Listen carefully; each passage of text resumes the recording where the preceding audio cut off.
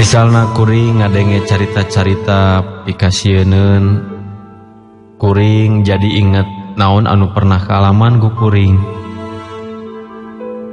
Basa kuring keur ngakos keneh di Bandung deket tempat kuliah. Ayeuna mah alhamdulillah kuring geus boga keluarga, geus boga pamajikan jeung budak.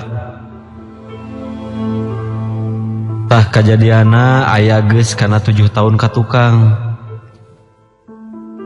Peuting eta kuring karek nempatan tempat kos, nya karek 4 poe lah.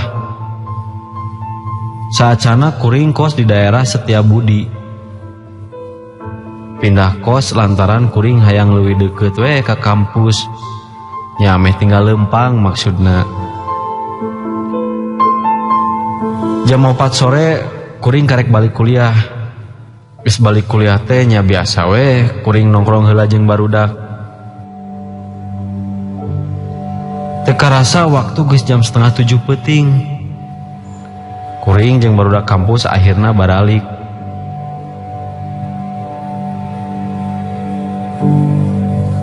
Pas waktuna kuring rek balik, babaturan kuring si Wahyu nyamperkeun ka kuring.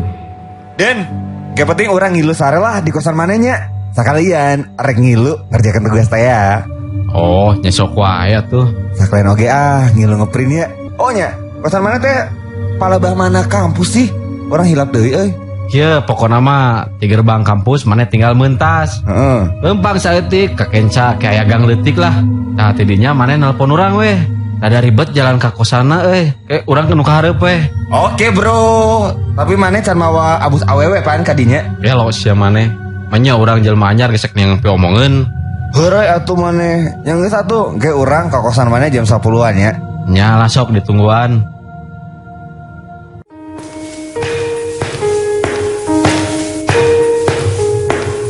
Singkat cerita, kuring teh geus nepi ka kosan kuring. Oh nya. Kosan kuring teh aya 3 tingkat. Kabeneran kuring kabagean kamar anu di tingkat 3. Tadi tingkat 3 teh ngan aya 8 kamar. Jeung naha aku asa kabeneran kuring kabagean kamar nu paling ujung.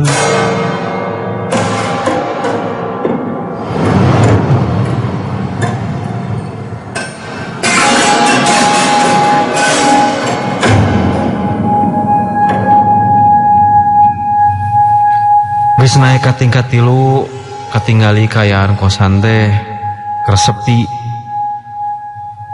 Ngan aya 3 kamar nu katingali lampuna hurung. Kuring leumpang ngalewatan lurung-lurung eta kosan.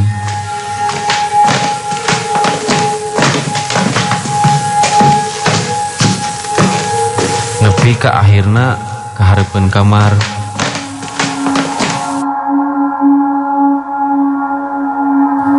Tuluy kuring abus ka kamar. Geus aya di jero kamar, kuring tuluy muru ka kamar mandi, maksud rek langsung mandi.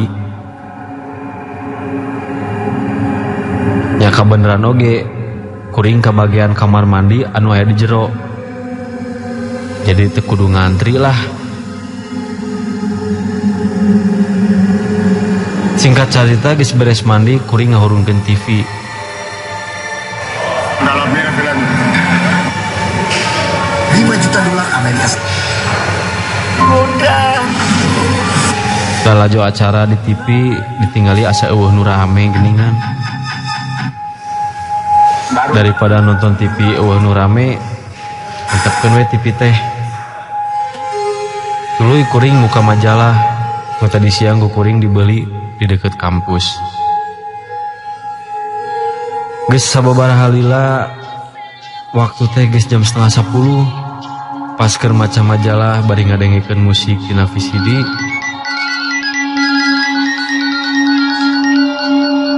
kuring disada. Oh, si Wahyu gening nu telepon. Halo? Halo?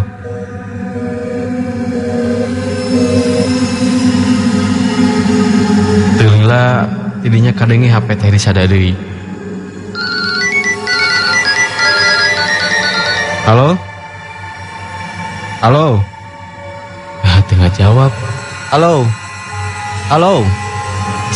Iya masih nyala merenang dimanya. Halo yuk. Ari mana di mana yuk? Den, orang siarep ya. Mana harapnya ayeuna? Nya kayak orang kadinya enak. Geus kitu telepon teh ditutup. Kuring langsung muruwe ke tempat di mana baturan kuring nungguan.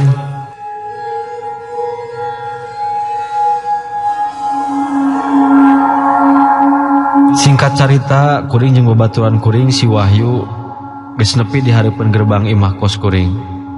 Tuluy markirkeun motor, kuring asup ka jero imah kosan, bari saeutik rada ngobrol jeung si Wahyu. Yang manehna rada pungak-pinguk oge sih ningali kaayaan kosan. Pas geus nepi ka tingkat 3, Den, geningan kosan maneh ayeuna mah kawas kieu geuning, ngaliwatan lorong deui. emang kunaon gitu yuk? Ah, henteu, dan orang mah sok rada sieun euy.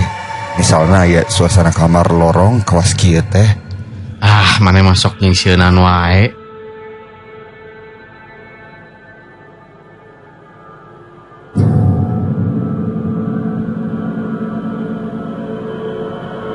Geus nepi kamar, kuring mukakeun panto kamar. Tuluy kuring jeung si Wahyu abus. Sanggeus abus ka kamar, si Wahyu tuluy diuk, tuluy ngaluarkeun laptopna tina kantong. Bari pok ngomong, Ya gan, rokok jeung kopi kapal apina keur maneh.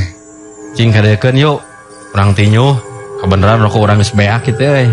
Tah, kitu atuh, tinju pasti ngeunah. Penting-penting ieu mah komo bari udut. Kuring langsung ninyuh kopi, da kebeneran dispenser teh geus panas. Bari tuluy si Wahyu jeung kuring teh ngobrol ngalor ngidul. Bari si Wahyu ngetik tugas kuliahna.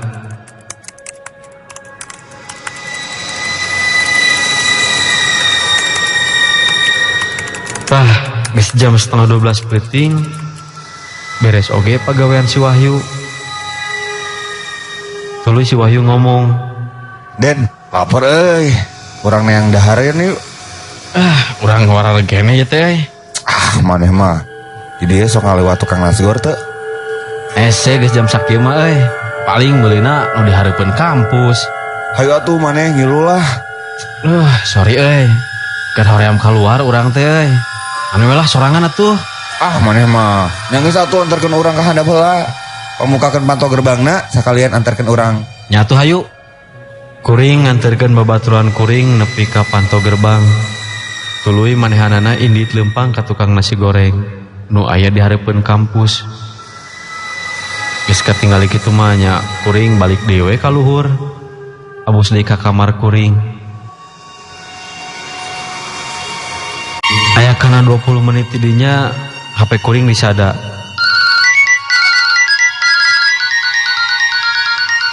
Oh, si Wahyu. Halo? Geus beres meuli nasgor teh? Geus urang keur meuli gorengan euy. Kedeng deui ya urang nepi. Oh, gitu. Lain kitu-kitu. Paingan ku urang diajak ka hareup meuli nasgor maneh embung. Maneh keur di kamar awewe nya. Nyarios teh. Tong sok ka mana mending maneh teh. Urang mah keur di kamar urang sorangan. Sora awewe ti mana horeng. Ari eta naon sora awewe keur seuri di kamar maneh.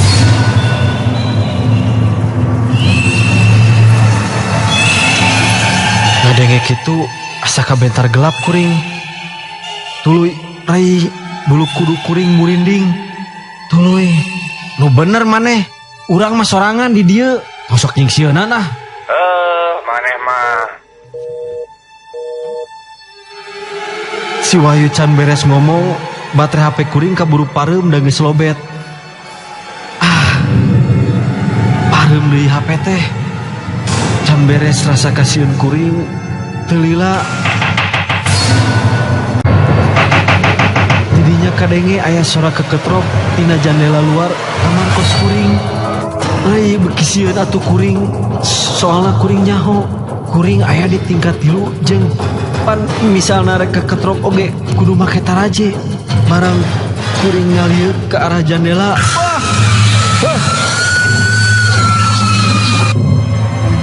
ketinggali aya awewe make gaun panjang bodas, buukna panjang rada nutupan bangetna. Kuwi kadenge manehanana siri nu mata dikasieun.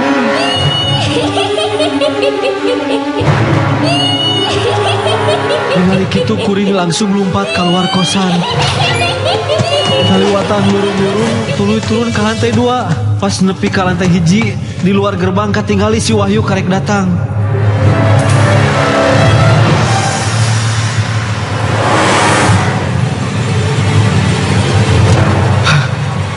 Bari ngos-ngosan kuring buka panto gerbang.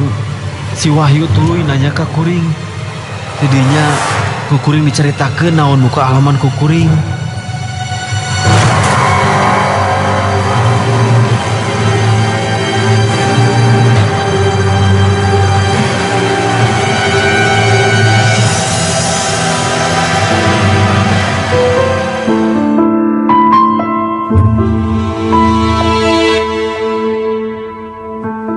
Kuring jeung si Wahyu teu wani balik heula ka kamar.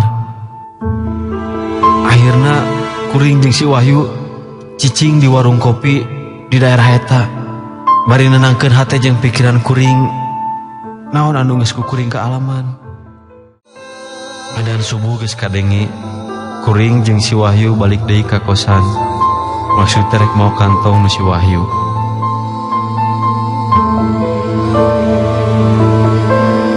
Geus kajadian peuting eta, isukna kuring ngomong jeung ibu kosan yen kuring isuk rek pindah kos.